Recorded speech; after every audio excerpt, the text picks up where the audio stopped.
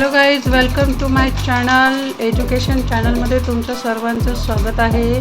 तर कसे आहात तुम्ही? दिवाळीच्या सुट्ट्या एन्जॉय झाल्या, आता स्कूल ओपन झालेलं आहे, तर आता अभ्यासाला सुरुवात करायची आहे ना.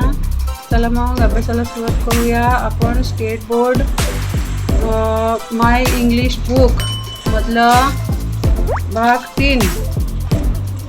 3चा लेसन बघणार आहे.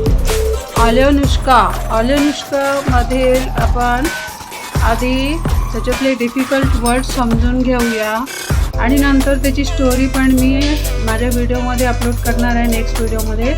तर त्याच्यासाठी तुम्ही माझ्या चॅनलला सबस्क्राईब करून घ्या, जेणेकरून तुम्हाला नोटिफिकेशन मिळून जाईल. ओके, तर चला बघूया डिफिकल्ट वर्ड काय आहे. द फ्लोक ऑफ गीस म्हणजे हंसासारखा दिसणारा पक्षी असतो. द फ्लोक म्हणजे हवा किंवा कळप. द फ्लोक ऑफ गीस म्हणजे हंस पक्षींचा कळप. सूप डाऊन म्हणजे धाड घालणे. पिक अप म्हणजे उचलले. फ्ल्यू अवे म्हणजे दूर उडून गेले.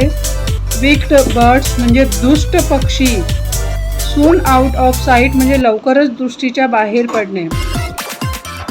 सोप्ड म्हणजे रडणे. वेप्ट म्हणजे पण रडणे. खूप आपण म्हणतो ना, खूप जास्त हुंदके देऊ रडत होती, ते त्याचा अर्थ तसं पकडला जाईल या चॅप्टरमध्ये. ब्रिंग बॅक म्हणजे परत आणणे. ओव्हन म्हणजे भट्टी. फ्लोन म्हणजे उडाला. वाईल्ड ॲपल म्हणजे जंगली सफरचंद. Field and through the woods म्हणजे शेतात आणि जंगलातून.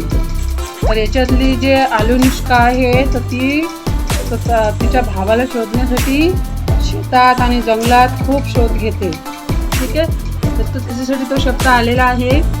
विच म्हणजे चेटकीन म्हणजे वाईट आणि कुरूप बाई, जी जादूटोणा वगैरे करते अशी बाई. आणि क्रोल्ड आउट म्हणजे बाहेर रेंगाळणे. आणि गीस म्हणजे तुम्हाला आधी सांगितलेलं आहे हंसासारखा पक्षी, हंसासारखा दिसणारा पक्षी असतो तो. ठीक आहे, तर आता हे डिफिकल्ट वर्ड तुम्ही नोट डाऊन करून घ्या आणि नेक्स्ट व्हिडिओमध्ये मी तुम्हाला ऑलिनुष्का जे लेसन आहे त्याचं मराठीमध्ये ट्रान्सलेशन सांगणार, एक्सप्लेनेशन करणार. तर thank you for watching my video. आणि पुन्हा सांगते, चॅनलला सबस्क्राईब करा आणि माझ्या चॅनलला मोटिवेट आणि सपोर्ट करा. थँक्यू.